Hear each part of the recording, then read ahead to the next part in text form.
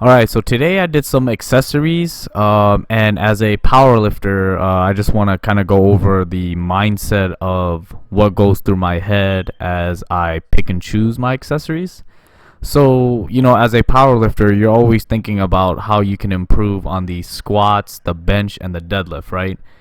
And, so for today, one of the focus is how can I make my squats and my deadlift better, or my lockout, because that's kind of one of the things that I've been struggling a lot when the weights get heavy. So today's focus is to make sure my glutes, my hamstrings, and the finishing portion of my deadlifts and my squat look way stronger, way better. So how do we do that?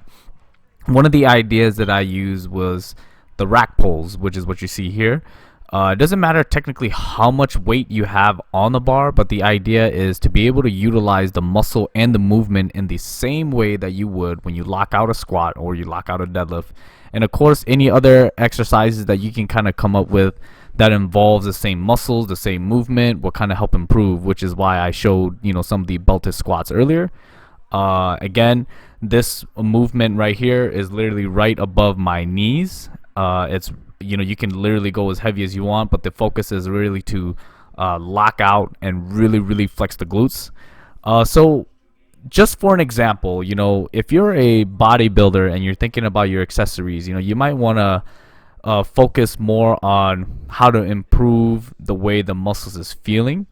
But as a power lifter, one of the things that I want people to think about is doing variations of your big threes. So again, like right here, I'm doing some banded bench press to kind of see what's going on, what's weak in my bench, what I need to work on. But for the most part, every accessory that I do is kind of thinking about how I can improve the big threes. So again, the quads, flexing very efficient at the top to really focus on the lockout portion of my squats. And I pretty much do everything that I can on this particular day, on the accessory day, that won't affect the next day. So for example, the next day I'm just gonna have another accessory day, so it doesn't technically matter what I do today as long as I'm having fun and I'm kind of enjoying what I'm doing and I'm hitting all the focuses that I want. But for example, if tomorrow's another accessory day and I'm going to focus a lot more on, let's say, my squats and perhaps a little bit more my upper back, then the very next day that I train, which would be on Thursday for my deadlifts, all the exercises that I'm going to pick on Monday, I'm going to think about what exercises that I can do and get away with that won't affect the following next day. So when you think about your accessories, think about all the things that you can possibly do in the gym within the time frame that you have, and do everything that you possibly can that won't affect the next day. So as a bodybuilder, if you're going to do, let's say, deadlifts tomorrow, it would be kind of a stupid idea to do a lot of back exercises today. Or it might be, let's say, if Monday is your bench day and today's Sunday and you train arms and your triceps are fried, that would be kind of stupid to bench Monday, because then you wouldn't technically have one of the muscle groups that you need to push your chest to the level that it needs. So when you think about accessories, or when you think about doing any of the movements for each day when you train, think about what is the overall goal and what you're trying to accomplish, and each movement that you're doing, utilize those movements to achieve the goals that you want.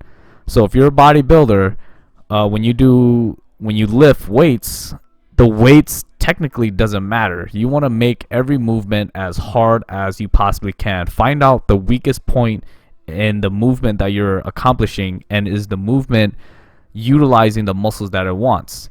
Vice versa for powerlifters. If you're trying to get better at one of the lifts, is the movement that you're doing going to help the lift that you're utilizing it for? So for example, this is the triceps, right?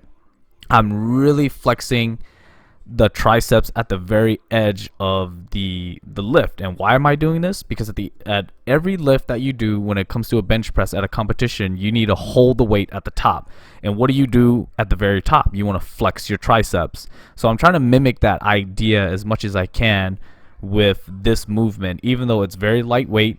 I want my body to always remember I'm a power lifter. So every time I flex at the very top, I want it to remember this is how my triceps is supposed to feel when I lock out in my bench.